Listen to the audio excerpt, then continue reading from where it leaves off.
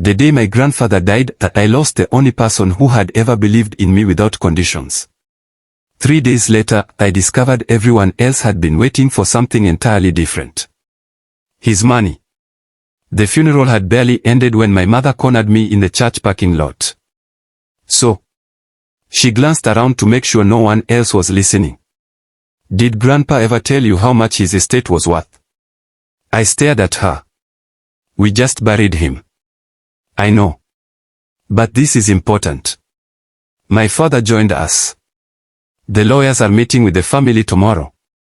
You should already know what you're entitled to. I shook my head. I don't care. My mother sighed dramatically. You've always been naive. I got into my car without another word. That night, I couldn't sleep.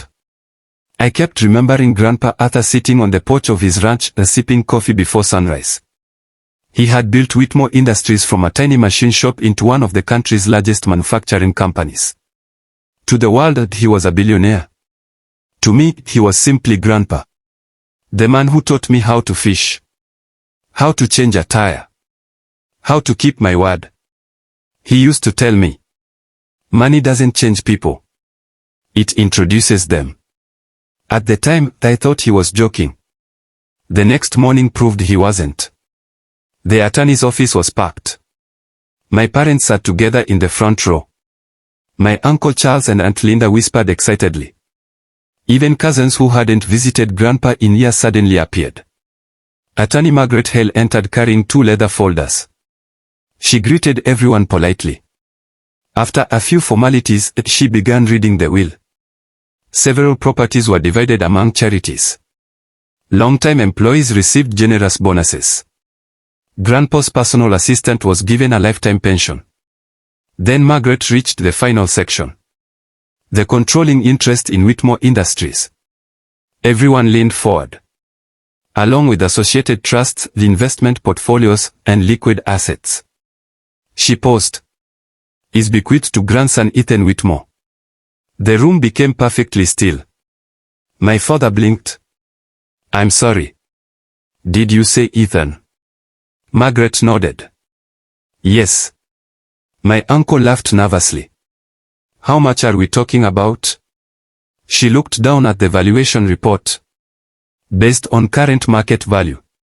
Approximately $7 billion. My mother gasped.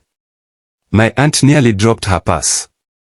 My uncle stood up so quickly his chair tipped over. That's impossible. Margaret calmly slid copies of the will across the table. It is legally valid. I sat frozen. Grandpa had never discussed numbers. Only responsibility.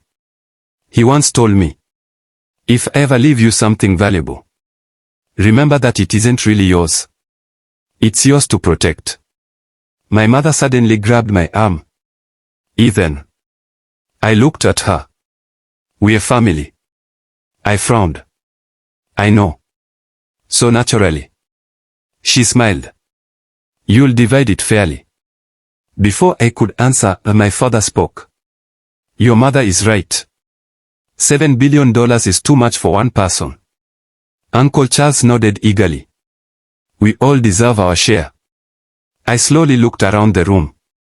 No one was grieving anymore. Everyone was negotiating.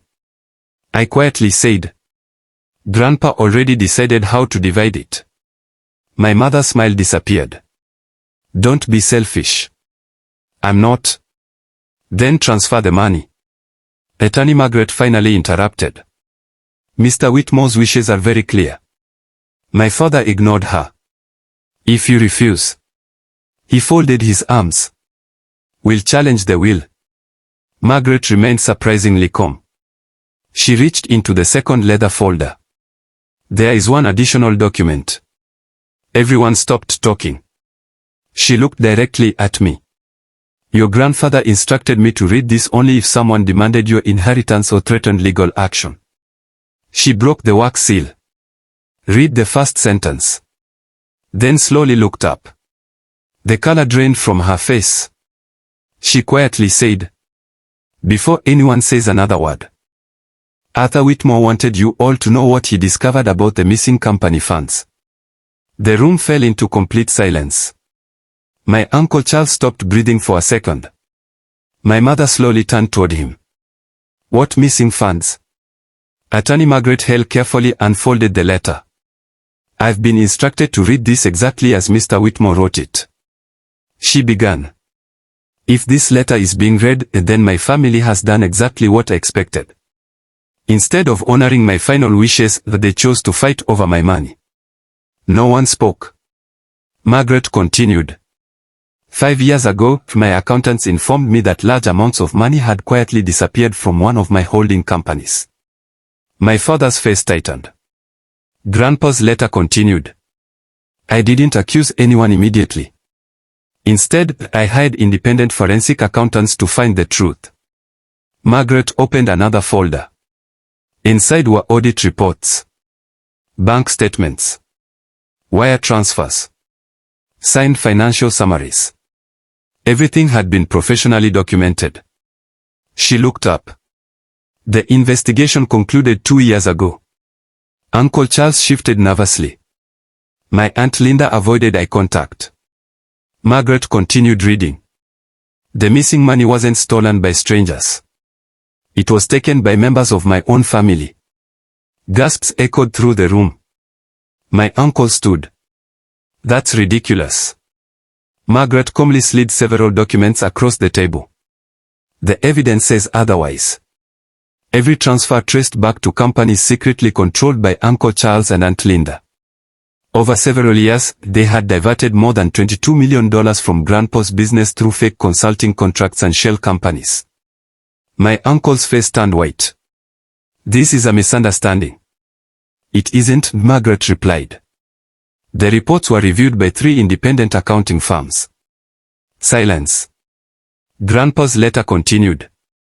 I chose not to involve the police while I was alive because I wanted to give my family one last chance to choose honesty. No one came forward. Margaret folded one page and opened the final one. That's why Ethan inherited control of my company. She looked toward me. He never asked me for money. He asked me how I built it. Tears filled my eyes. I remembered those afternoons in Grandpa's workshop. I never cared about his wealth. I cared about his stories. Margaret continued. If anyone pressures Ethan for his inheritance or files a legal challenge. The room held its breath. They immediately forfeit every personal gift I left them.